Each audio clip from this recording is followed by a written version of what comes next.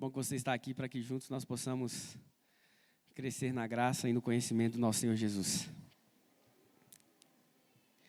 Antes de nós abrirmos a Bíblia, eu só queria lembrar você de duas coisas.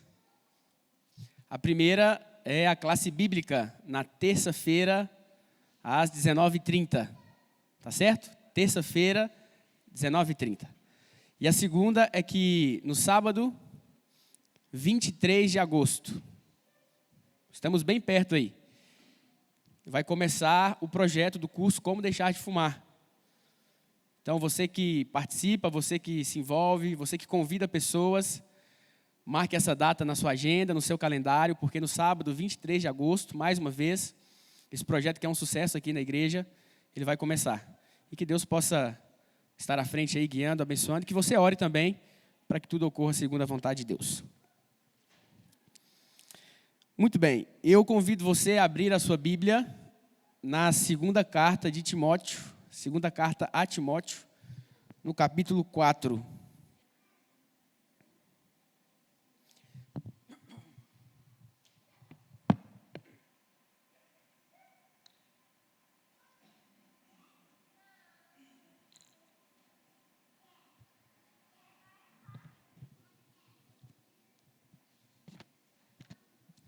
Segunda carta a Timóteo, capítulo 4.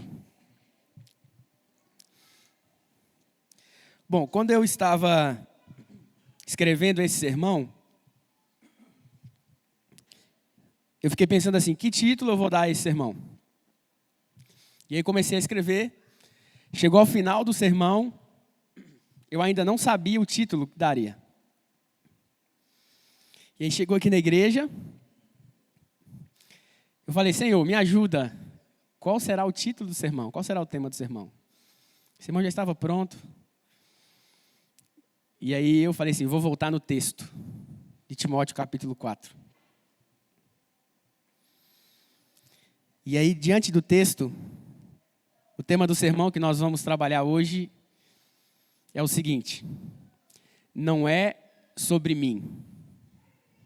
E eu queria que você cravasse isso aí, porque esse título, esse tema, é um resumo daquilo que nós iremos trabalhar aqui hoje. Não é sobre mim.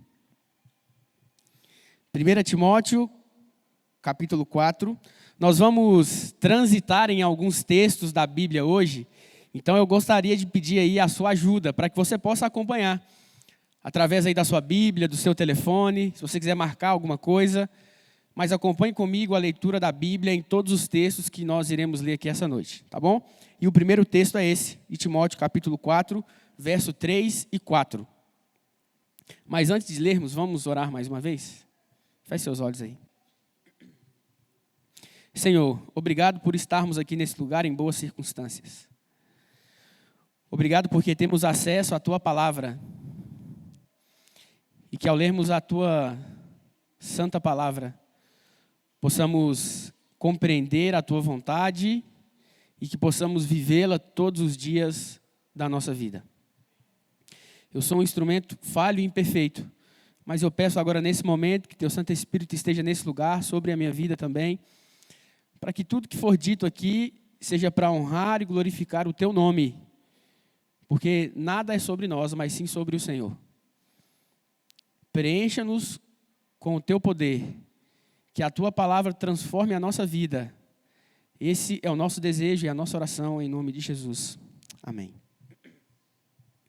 Acompanhe comigo aí. Eu vou ler esse texto na nova versão transformadora. Tá bom? 2 Timóteo, capítulo 4, verso 3 e 4, diz assim: pois virá o tempo em que as pessoas já não escutarão o ensino verdadeiro, seguirão os próprios desejos e buscarão mestres que lhes digam apenas aquilo que agrada a seus ouvidos. Verso 4. Rejeitarão a verdade e correrão atrás de mitos. Bom, eu acho que nós chegamos no tempo em que esse texto tem o seu cumprimento. Paulo diz que haveria um tempo onde as pessoas não iriam mais querer saber da verdade.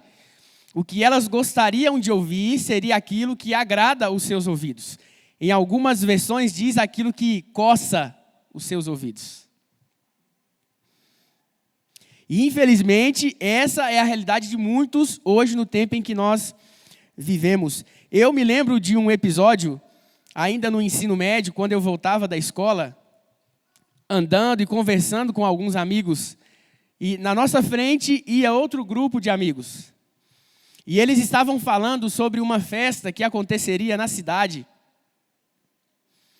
E a conversa deles ali sobre a festa também tinha ali a discussão sobre ir ou não ir. Porque alguns deles ali, durante a conversa, no questionamento, talvez pela sua religião, por causa da sua igreja, levantando esse tema, eu lembro que eu ouvi de um dizendo o seguinte: olha, eu gosto da minha igreja, porque na minha igreja eu posso fazer o que eu quero. E eu queria que você parasse um pouco e pensasse nessa fala.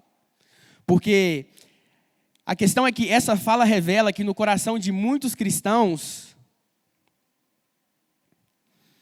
as suas próprias vontades se sobressaem à vontade de Deus. Muitos querem viver um cristianismo personalizado. Já viu? As pessoas tentam selecionar aquilo que lhes agrada e aquilo que não lhes agrada. Mas se eu pego na Bíblia só aquilo que me agrada, se eu faço na igreja só aquilo que me agrada, então não é a vontade de Deus que eu faço, e sim a minha vontade. Mas essa é a realidade hoje que a gente vive. Um cristianismo personalizado. Uma experiência gourmetizada do cristianismo. Mas não é isso que Deus espera de mim e de você. Não é isso que Deus espera de nós. Essa, infelizmente, é a realidade, mas não deve ser a minha e nem a sua. Muitos querem viver esse cristianismo, onde as suas demandas, as suas vontades, os seus desejos devem se sobressair, em detrimento do conteúdo verdadeiro da fé bíblica e da vontade de Deus. Na verdade, o que essas pessoas querem é se dar bem na vida, nessa vida e também na vida eterna. Mas a gente sabe que isso é impossível. Jesus disse que aquele que perder a sua vida aqui nesse mundo, esse vai ganhá-la para a eternidade. E eu queria que você, nessa noite, refletisse um pouco sobre isso. Porque o que nós bem vemos hoje na internet, nas redes sociais, são discursos motivacionais travestidos de sermões, de pregações. E sabe qual que é o problema desse tipo de discurso, desse tipo de pregação? É porque eles querem fazer com que as pessoas busquem a sua própria glória, glória de homens. Esse tipo de sermão e de pregação faz com que as pessoas busquem ser reconhecidas por aquelas pessoas que estão perto. Quem nunca ouviu um jargão aí muito famoso, muito conhecido, que diz assim, olha, Deus vai te tirar do anonimato. Deus vai te tirar do anonimato. Qual que é o problema do anonimato? Deixa eu fazer uma pergunta para você. Deus chamou você para ser uma celebridade ou para ser fiel?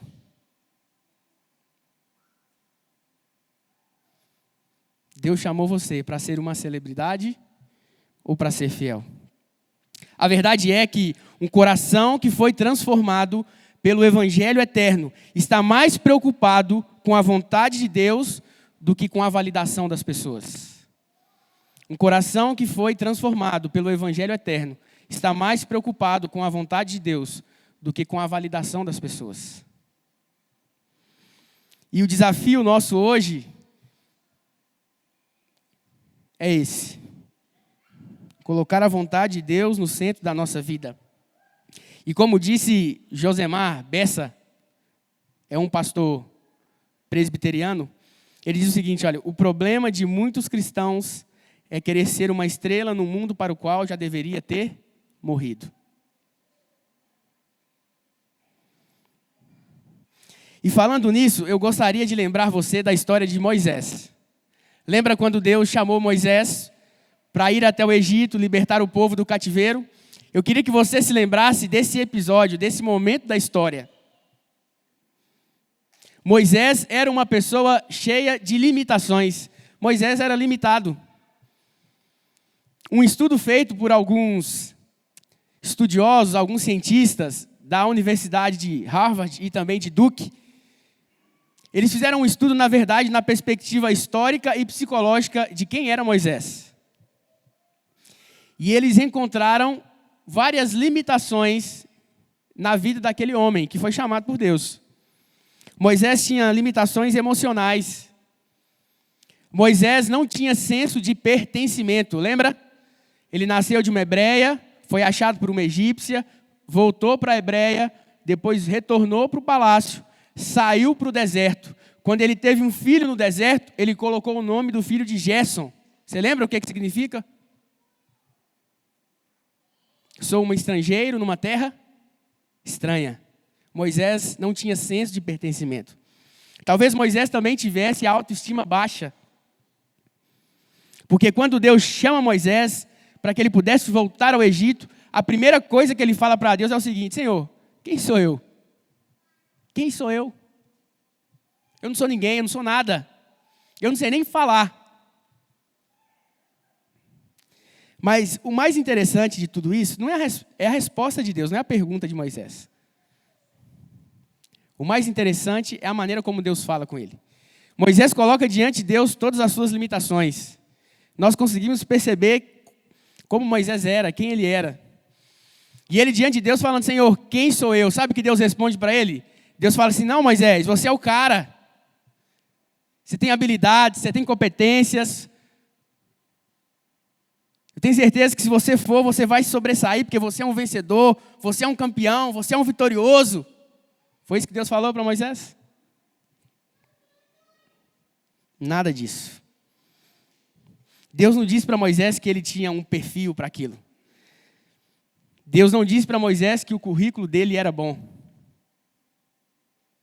Sabe o que Deus falou para ele? Eu serei contigo. Deus não quis levantar a bola de Moisés. Quando ele disse: eu não sou nada. Não, Moisés, que isso? Faz isso não, cara. Isso é bom. A resposta de Deus nada mais confirma aquilo que Moisés havia dito. Quando Moisés diz: eu, Senhor, eu? Quem sou eu? Deus fala assim: olha, não tem problema, não importa quem você é. Eu serei contigo. Só que o discurso hoje é diferente. O discurso hoje quer te colocar para cima. O discurso hoje é que você pode, você consegue, você é fera, você é o cara, você é vitorioso. Não é isso que Deus está dizendo para você na palavra dele. Na verdade, o apóstolo Paulo já nos alertou de que esse tipo de discurso iria acontecer. E as pessoas gostariam de ouvir. Quem é que não gosta de ouvir uma validação, uma afirmação a respeito de quem é? Mas o cristianismo não funciona assim. Cristianismo não é terapia para aquecer o seu coração. O cristianismo nos confronta para que nós sejamos transformados à imagem e semelhança de Jesus. Para que as pessoas olhem para nós e vejam Jesus Cristo.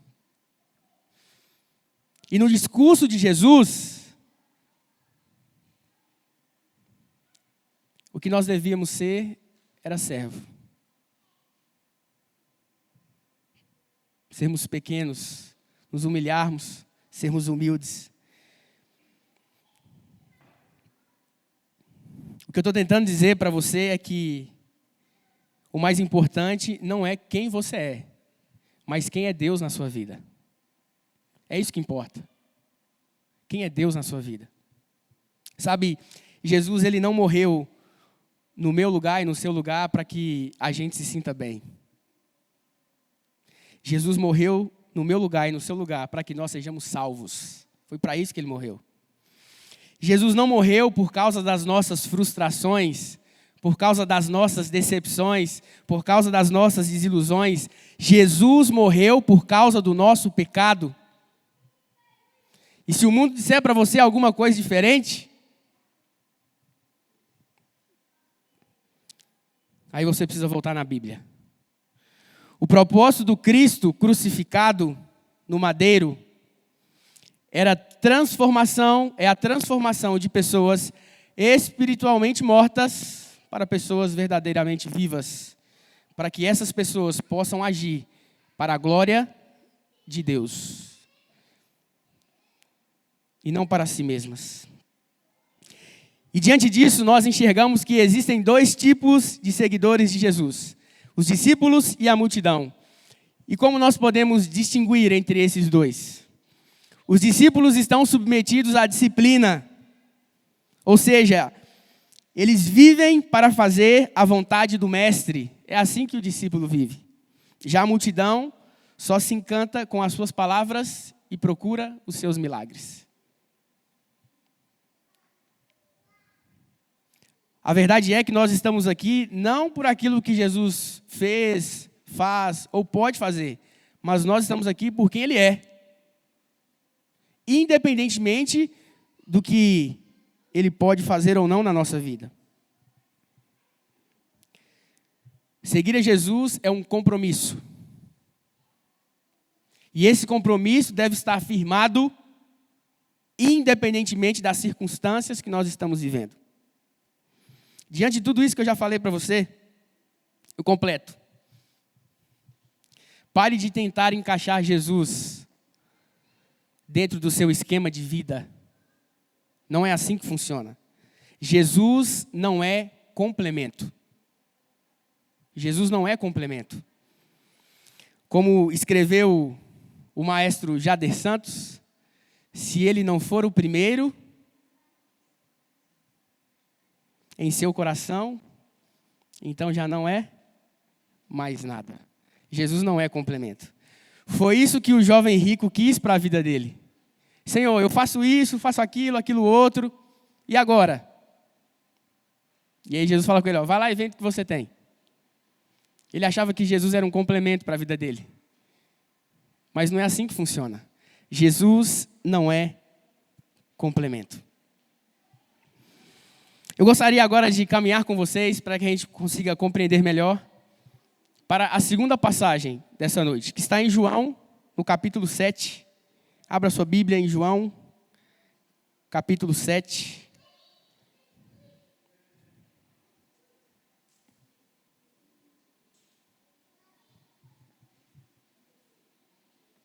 Verso 17.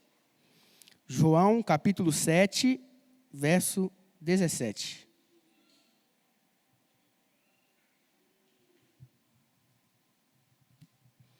Diz assim: se alguém quiser fazer a vontade dele, conhecerá a respeito da doutrina, se ela é de Deus ou se falo por mim mesmo. Bom, se nós juntarmos esses dois versos, fica tudo muito claro. O primeiro verso diz que as pessoas iriam procurar ouvir aquilo que elas gostam. Elas deixariam de lado a sã doutrina ou a verdade e buscariam mestres que diriam a elas aquilo que elas querem ouvir. Mas o texto aqui de João diz que se alguém quiser fazer a vontade de Deus, essa pessoa vai fazer o quê?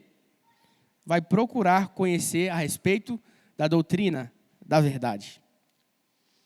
E muitos cristãos sinceros perguntam qual é a vontade de Deus para a sua vida. Cansados talvez de sermões motivacionais, de pregações coach, elas se voltam agora para Deus e falam: Senhor, quero conhecer a tua vontade, quero saber o que o Senhor quer para a minha vida, por favor, me revela. Mas a verdade é que a vontade de Deus já está clara e revelada. Aonde? Aonde? Na Bíblia, na palavra. Ficar pedindo para Deus sinais, respostas, em alguns casos, é sintoma de imaturidade espiritual. Fuga de compromisso com as Escrituras que tão claramente já revelaram para mim e para você o que Deus espera de nós.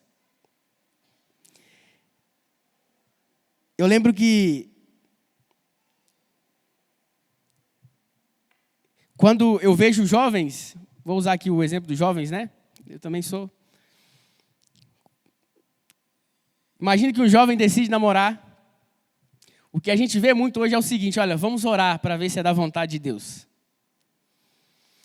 E se nesse caso alguém vier me perguntar, eu diria mais o seguinte: olha, a vontade de Deus está na Bíblia. Ela já foi revelada. O que você precisa fazer agora é pesar o caráter da pessoa amada, se perguntar se é tempo de namorar, se os pais aprovam esse relacionamento e também descobrir se esse sentimento é recíproco. E se depois de você analisar todas essas coisas, você tiver uma afirmação, uma resposta positiva, o que você deve fazer então é pedir a bênção de Deus. Vou orar para Deus me responder se eu devo namorar com essa jovem ou com esse jovem. Gente, os parâmetros estão na Bíblia. Deus não vai escolher um marido, uma esposa para você. O que Ele te deu foi a chave para que você faça a escolha certa. Está aqui na Bíblia. Quer orar? Então, ore pedindo a bênção do Senhor. Em qualquer área da sua vida, as respostas já estão aqui. Ah, Senhor, eu não sei que faculdade fazer, eu não sei que carreira seguir. Pare, faça talvez um teste vocacional. E se você se tornar um contador, se você se tornar um construtor, se você se tornar um vendedor, que seja para a glória de Deus. Mas o que você precisa saber já está aqui. É por isso que eu gostaria que você pensasse agora justamente sobre isso que eu falei com você. É necessário que nós possamos amadurecer espiritualmente e possamos olhar para a Bíblia. Observe a ordem dos verbos no texto. Olha para o texto de novo aí, João 7,17. Olha para o texto aí mais uma vez. Se alguém quiser fazer a vontade dele, conhecerá a respeito da doutrina, se ela é de Deus ou se falo de mim mesmo. Na lógica do Evangelho, o compromisso ele vem antes da compreensão. O texto diz que se alguém quiser fazer, ou seja, o desejo, a vontade, o compromisso de fazer a vontade de Deus, vem antes de você conhecê-la. Mas o que acontece hoje é ao contrário. Eu estava estudando a Bíblia online com uma advogada lá de São Paulo. E aí, durante os nossos estudos, acho que talvez foi no terceiro ou quarto estudo, ela disse para mim assim, olha, eu quero parar. E eu fiquei assim, sem entender. Mas você quer parar por quê? Olha, eu quero parar porque tudo que eu estou aprendendo, eu não faço nada. E eu não sei se eu vou conseguir mudar. Eu prefiro parar de aprender do que aprender e não conseguir fazer. Esse é o pensamento de alguém que ainda não fez o compromisso com Deus. Mas a Bíblia diz que o compromisso deve vir antes da compreensão. Porque o compromisso, vindo antes da compreensão, juntamente com ele virá a força dos céus para que você possa cumprir a vontade de Deus na sua vida. O texto diz, quem quiser fazer, em seguida conhecerá. A verdade é que, em geral, Deus não revela a sua vontade para alguém que vai apenas considerá-la ou colocá-la em cima de uma mesa, como se fosse ali algumas opções disponíveis. Deus revela a sua vontade a quem já decidiu obedecê-la.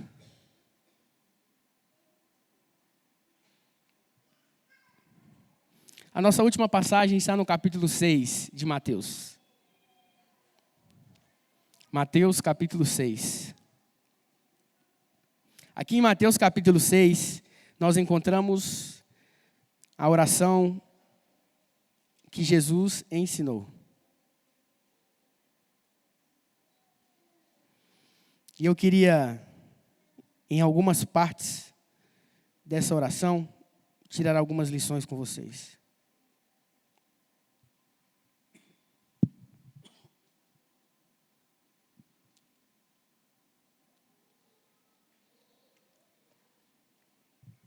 Mateus capítulo 6, verso 9 até o verso 13.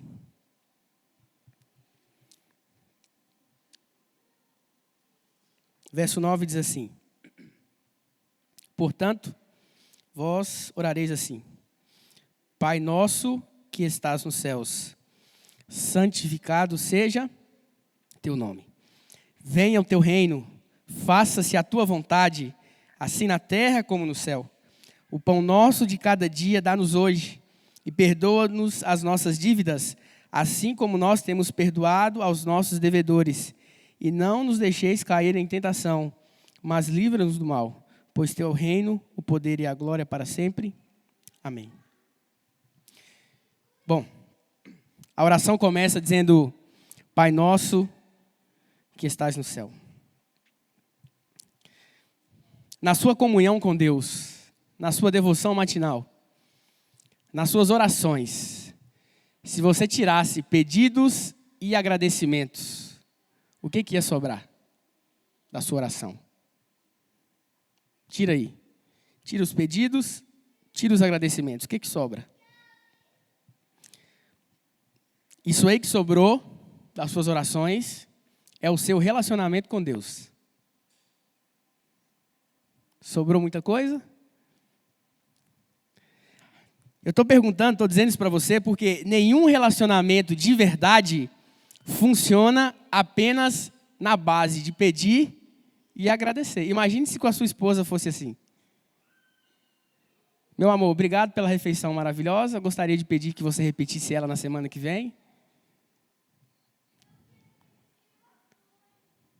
Vou me retirar nesse momento. Não funciona assim. Nenhum relacionamento de verdade funciona apenas pedindo e agradecendo. Duas coisas aqui para você não esquecer. A primeira, a oração diz que o Pai é nosso. E quem chama Deus de Pai não foge da comunhão. Hoje você postou lá um videozinho, talvez uma foto, agradecendo o seu pai por tudo que ele fez, por quem ele é. Talvez algumas recordações. E com Deus não pode ser diferente. Nós precisamos construir um relacionamento sólido com Deus para que nós possamos chamá-lo de Pai.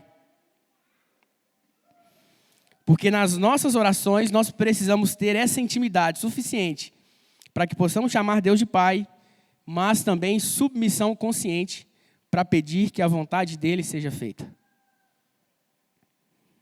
Porque é o que a oração diz. E ela continua: santificado seja o teu nome. Como é que o nome de Deus é santificado na terra? Como? Quando nós oramos para que o nome de Deus seja santificado, nós estamos assumindo a responsabilidade de sermos aqueles que santificam o nome de Deus onde quer que estivermos. O nome de Deus é santificado no seu trabalho, através da honestidade com seus colegas e clientes. O nome de Deus é santificado na sua casa, pela maneira como você trata a sua esposa e os seus filhos. O nome de Deus é santificado na igreja, não simplesmente porque aqui é um lugar de adoração, mas pela maneira com que você se relaciona com seus irmãos. E o nome de Deus é santificado na nossa vida quando nós, em detrimento da nossa vontade, colocamos a vontade de Deus como soberana. Venha teu reino, seja feita a tua vontade, assim na terra como no céu.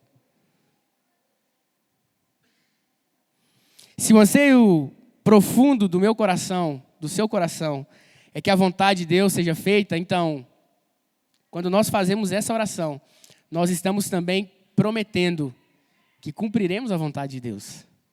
Seja feita a tua vontade. E quem é que vai cumprir essa vontade? Somos nós. A oração do Pai Nosso faz com que eu e você assumamos o compromisso diário, constante, de cumprir a vontade de Deus na nossa vida. E como é que você conhece a vontade de Deus? Orando para que Ele revele essa vontade para você? Ou lendo a Bíblia? A vontade de Deus já está revelada. A Bíblia traz as respostas que nós precisamos. E a oração ainda continua: o pão nosso de cada dia dá-nos hoje. E sabe o que o pão representa nessa oração? O pão representa aquilo que é essencial na sua vida, aquilo que realmente você precisa. O pão é o alimento básico da refeição, daquele tempo onde Jesus vivia, no lugar que Jesus vivia. Então, quando nós oramos, nós devemos meditar nessa petição. E aí talvez os nossos olhos irão se abrir para os excessos da nossa cultura e talvez da nossa vida. Orar pedindo o pão de cada dia é orar pedindo que Deus nos dê aquilo que é essencial. Perdoa as nossas dívidas, assim como perdoamos os nossos devedores. Nós somos uma comunidade de pessoas perdoadas. A palavra diz que nós devemos perdoar assim como Jesus perdoou. Você lembra como Jesus perdoou? Jesus estava pendurado na cruz, e aí de repente as pessoas que estavam ali embaixo, elas se tocaram, se ajoelharam e falaram: Senhor, nos perdoa. Foi assim que aconteceu? Não. Estavam rindo, escarnecendo, zombando de Jesus, e ele olha para o Pai e fala: Pai, perdoa porque eles não sabem o que fazem. Quem perdoa, o perdão, não tem a ver com quem está certo ou quem está errado. Perdão tem a ver com quem tem Jesus no coração. E a Bíblia diz que para que o Pai perdoe a nós, nós precisamos também perdoar o nosso próximo. E a oração vai finalizando: não nos deixe cair em tentação, mas livra-nos do mal, pois teu é o reino, o poder e a glória para sempre. Eu gostaria de finalizar com você com essas palavras aqui. Teu é o reino, o poder e a glória. Não é sobre mim, não é sobre você, é sobre o Senhor. O que Jesus convida você hoje a fazer é se entregar, para que você conheça qual é a boa, perfeita e agradável vontade de Deus para a sua vida. O mundo vai tentar jogar você para cima. Vai colocar você, como dizem, em outro patamar. Em um pedestal. Porque na sociedade em que nós vivemos, nós estamos acostumados a ouvir, a aprender que a nossa vida tem a ver com o nosso próprio ganho, com a nossa própria riqueza, com o nosso próprio conforto e com o nosso próprio poder. Jesus dirá o contrário. Não é sobre mim, não é sobre você. É sobre o reino de Deus, a glória de Deus e o poder dele, que atua para transformar a minha e a sua vida. Diante disso, qual é o meu convite para você? Que você se entregue, que você conheça a vontade de Deus, que você tenha intimidade com o Senhor através desse livro, e que a vontade do Pai, clara e revelada, seja aquilo que norteia a sua vida todos os dias. O Cacá ele vai cantar agora uma música. Enquanto ele canta, reflita, coloque seu coração nas mãos do Senhor. Que você entenda que o cristianismo, a palavra de Deus, não é para afagar o nosso coração. Por mais que ela traga esperança, por mais que ela traga promessas, por mais que na caminhada com Cristo encontramos também alegrias, nós devemos ser transformados dia após dia pela boa, perfeita e agradável vontade de Deus.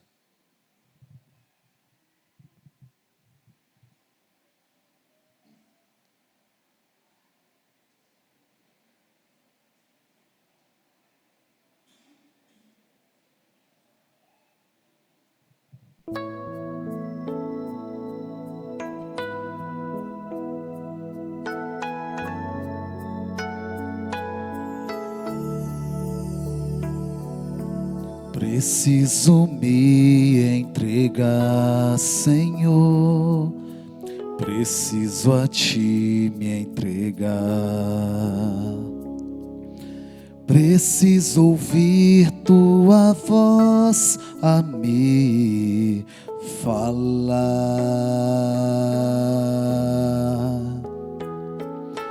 Não tenho nada a te oferecer,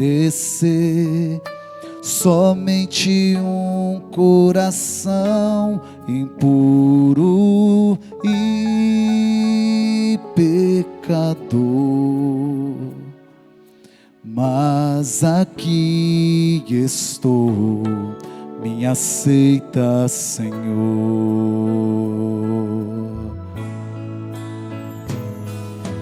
Toma os meus pensamentos, meus dons e meus bens.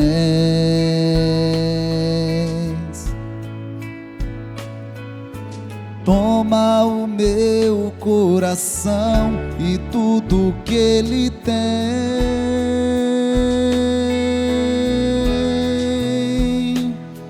Renova, Senhor, meu viver. Derrama em mim teu amor. Quero pra sempre servir-te por onde for.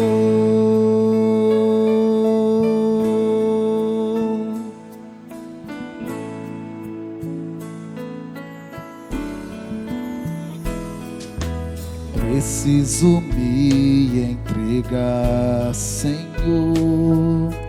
Preciso a ti me entregar. Preciso ouvir tua voz a me falar. Não tenho nada a te oferecer, somente um coração impuro e pecador. Mas aqui estou, me aceita, Senhor.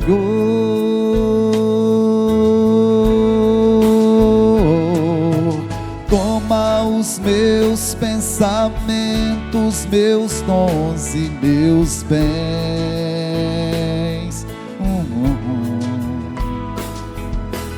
Toma o meu coração e tudo que ele tem.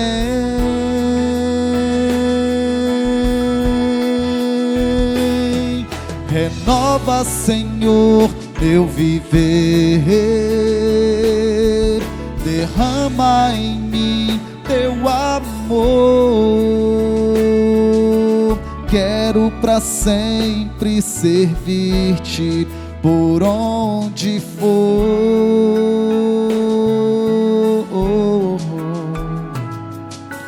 Quero pra sempre servir-te por onde for.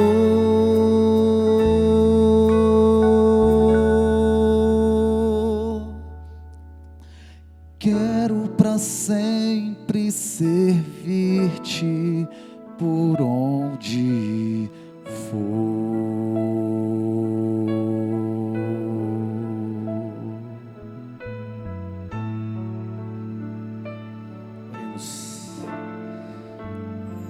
Senhor, nós estamos aqui nessa noite para entregar a Ti a nossa vida.